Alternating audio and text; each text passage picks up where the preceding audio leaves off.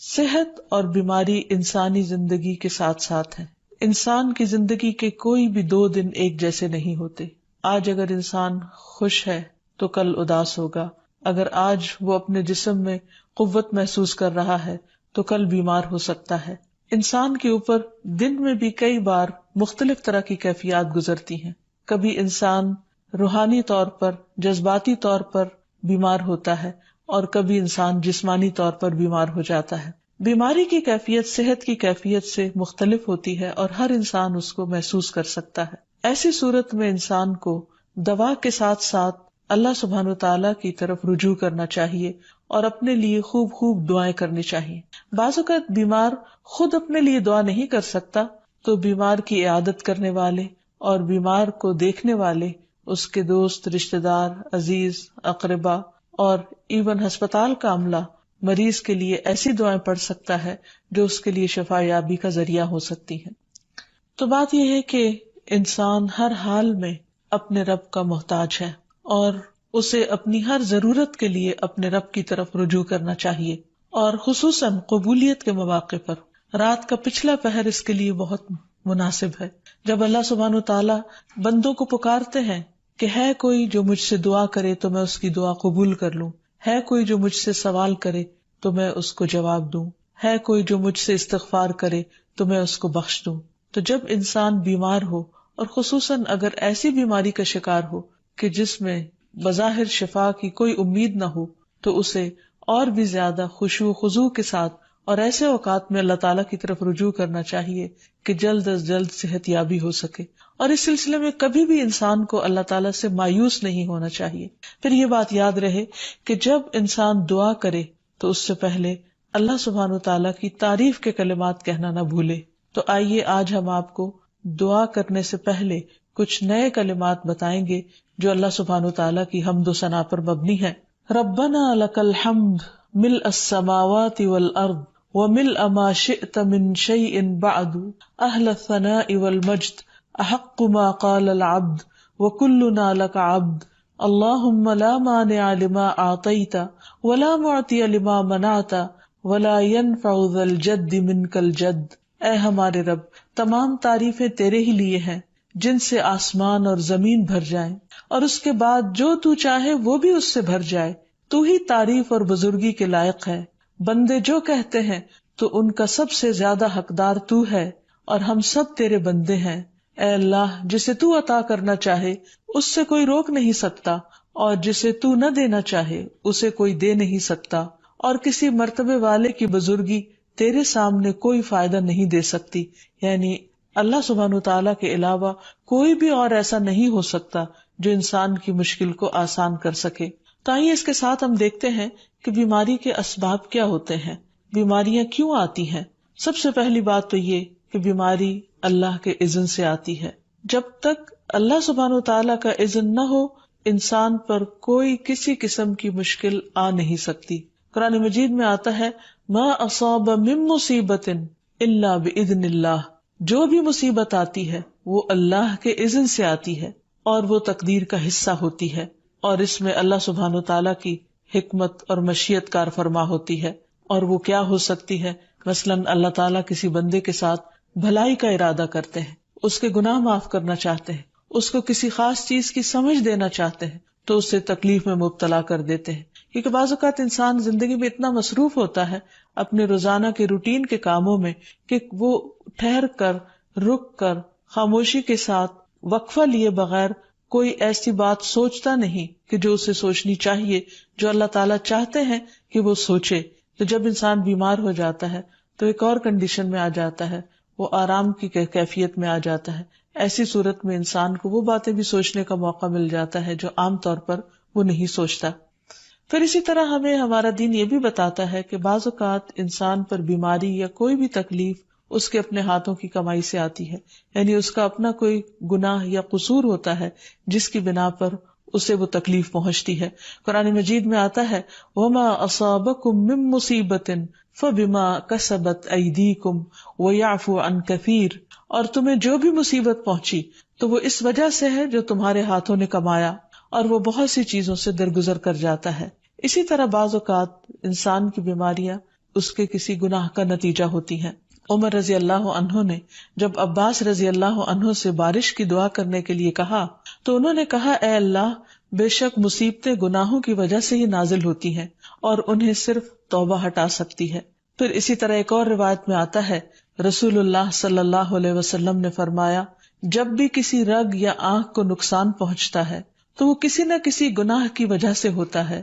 لیکن جو تکالیف اللہ تعالیٰ ویسے ہی ٹالتا رہتا ہے وہ کہیں زیادہ ہو جاتی ہیں۔ پھر اسی طرح بعض بیماریاں انسانوں کے اعلانیہ گناہوں کی وجہ سے بھی ہوتی ہیں، جیسے کہ ایک حدیث میں آتا ہے، جب کسی قوم میں بدکاری عام ہو جاتی ہے اور وہ اعلانیہ اس کا ارتکاب کرتے ہیں تو ان میں طاعون اور ایسی مختلف بیماریاں پھیل جاتی ہیں جو کہ ان سے پہلے گزرے ہوئے لوگوں میں نہ تھی۔ ابو امامہ باہلی سے روایت ہے کہ نبی صلی اللہ علیہ وسلم نے فرمایا، جس بندے کو بھی بیماری سے پچھاڑ دیا گیا ہو تو اللہ تعالیٰ اسے جب بیماری سے اٹھاتا ہے تو وہ پاک ہوتا ہے۔ تو یہ ایک حقیقت ہے کہ انسان کے گناہ اس کے لیے مشکلات کا سبب بنتے ہیں۔ امام ابن القیم الجوزیہ لکھتے ہیں، ان کی ایک مشہور کتاب ہے الداء والدواء، بیماریاں اور علاج، اس میں وہ کہتے ہیں کہ کوئی بھی گناہ ایسا نہیں کہ جس کے اثرات نہ ہوں۔ انسان سے چھوٹی یا بڑی جو بھی کوئی غلطی صادر ہوتی ہے اس کے نتیجے میں کچھ نہ کچھ اثرات اس کی زندگی پر ضرور پڑتے ہیں۔ ہاں، اگر اللہ تعالیٰ معاف کر دے تو وہ اور بات ہے، ورنہ ہر گناہ کی ایک تاثیر ہوتی ہے، اور ان تاثیرات میں سے ایک چیز یہ ہے کہ انسان مختلف قسم کی بیماریوں میں مبتلا ہو جاتا ہے۔ اسی لیے ہم دیکھتے ہیں کہ جب انسان بیماری میں مبتلا ہوتا ہے تو اللہ تعالیٰ اس بیماری کو اس کے گناہوں کا کفارہ بنا دیتے ہیں۔ جیسے حدیث میں آتا ہے کہ جس مسلمان کو کانٹا چبھے یا اس سے زیادہ کوئی تکلیف پہنچتی ہے تو اللہ تعالیٰ اس کے ذریعے اس کے گناہوں کو اس طرح دور کر دیتا ہے جس طرح درخت سے اس کے پتے جھڑتے ہیں۔ تو اس سے ہمیں یہ پتہ چلتا ہے کہ بیماریوں کے آنے کے مختلف اسباب ہوتے ہیں۔ بیماری بہرحال جس بھی وجہ سے آئے، لیکن اصل چیز دیکھنے کی یہ ہے کہ مومن کا رویہ کیا ہے۔ مومن کو اگر کوئی کانٹا بھی چبھتا ہے تو وہ اس پر صبر کرتا ہے۔ اس لیے بیماری یا تکلیف کے آنے پر انسان کو اللہ سے راضی رہنا چاہیے، شکوہ نہیں کرنا چاہیے، کیونکہ جو اللہ سے راضی ہو جاتا ہے کسی آزمائش پر، اللہ تعالیٰ بھی اس سے راضی ہو جاتا ہے۔ پھر اسی طرح اللہ تعالیٰ کا شکر ادا کرنا چاہیے، کیونکہ بیماری اس سے زیادہ شدید بھی ہو سکتی تھی، لہٰذا انسان کو اللہ تعالیٰ جس حال میں رکھے انسان اس پر شکر گزار رہے۔ پھر یہ کہ انسان کسی بھی بیماری میں کسی بھی قسم کی ہو اور زندگی کے کسی بھی حصے میں ہو، اس میں مایوس نہ ہو، پر امید رہے کہ بیماری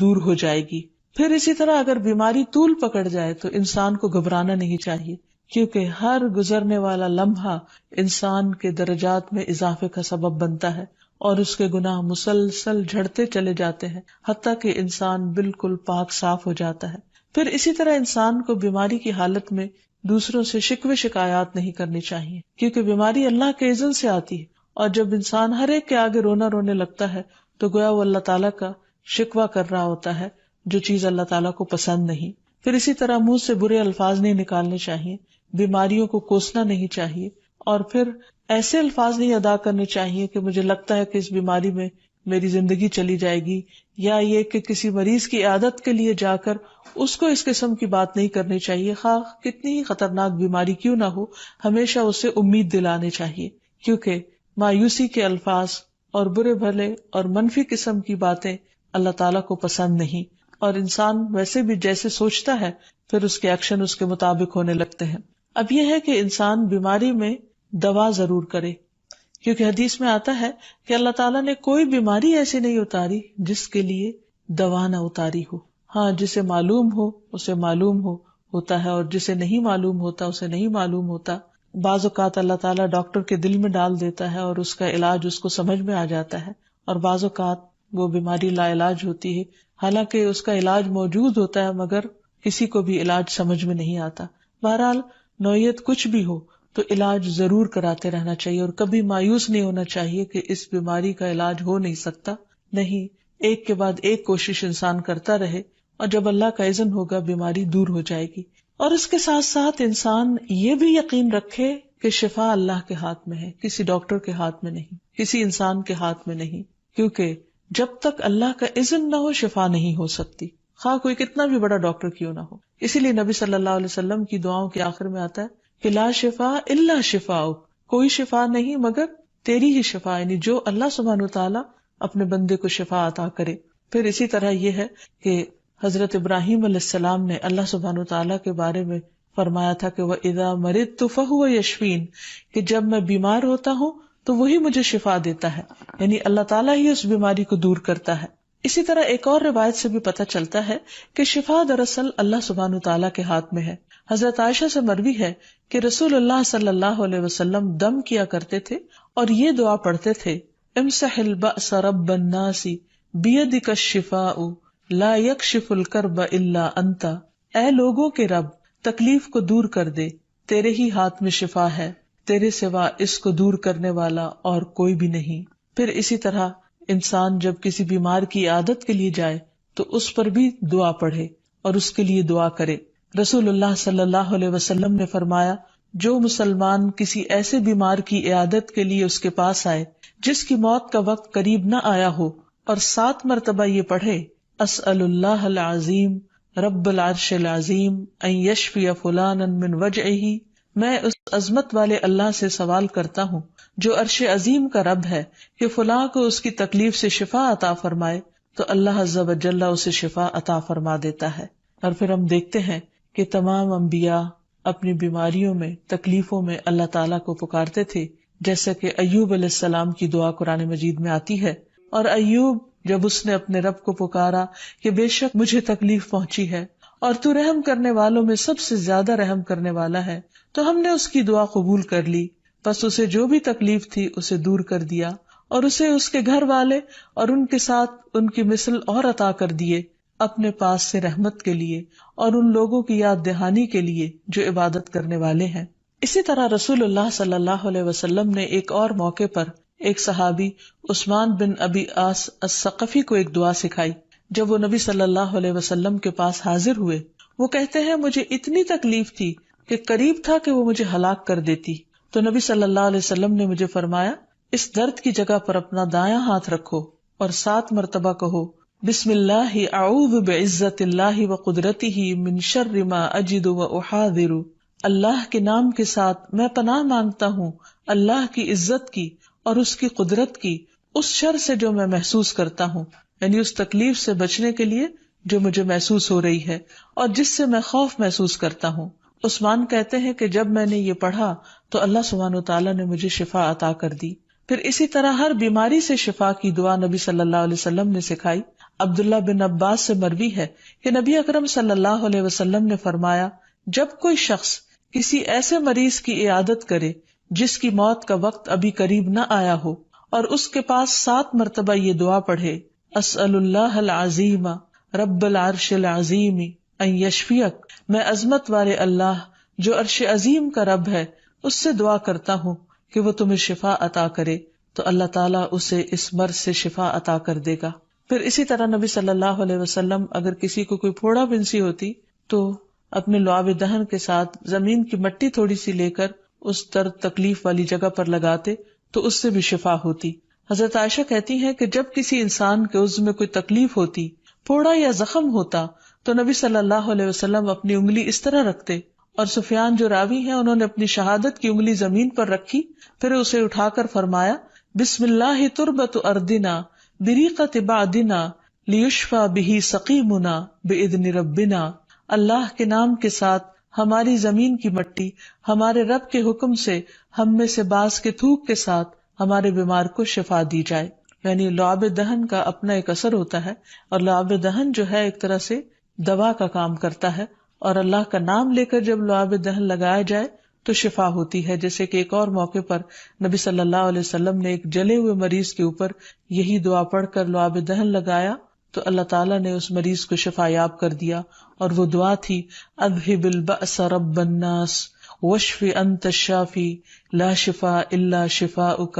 شفاء لا یغادر سقما۔ پھر اسی طرح ایک موقع پر ایک قبیلے کے سردار کو جب بچھو نے کاٹ لیا اور اس کے جسم میں زہر پھیل گیا تو ایک صحابی نے سورۃ الفاتحہ پڑھ کر اس پر دم کیا تو اس سے اس کو شفا ہو گئی، اور یہ بات جب نبی صلی اللہ علیہ وسلم کو بتائی گئی تو آپ اس پر خوش ہوئے۔ اور سورۃ فاتحہ سب لوگوں کو آتی ہے، اسی لیے اس کا نام سورۃ الشفا بھی ہے، کیونکہ یہ بیماری میں بطور علاج پڑھی جاتی ہے مریض پر، مریض خود بھی پڑھ سکتا ہے اور اس کے اٹینڈنٹس بھی اس پر پڑھ سکتے ہیں۔ حضرت علی رضی اللہ تعالیٰ عنہ کہتے ہیں کہ نبی صلی اللہ علیہ وسلم کو بچھو نے ڈس لیا اور آپ نماز پڑھ رہے تھے۔ جب آپ نماز سے فارغ ہوئے تو آپ نے فرمایا، اللہ تعالیٰ بچھو پر لعنت کرے، یہ نہ نمازی کو چھوڑتا ہے نہ کسی اور کو۔ پھر آپ نے پانی اور نمک منگوایا، آپ اس پر ملتے جا رہے تھے اور یہ صورتیں پڑھ رہے تھے، قل یا ایھا الکافرون وقل اعوذ برب الفلق اور قل اعوذ برب الناس، تو یہ بھی ایسے مواقع پر پڑھی جا سکتی ہیں۔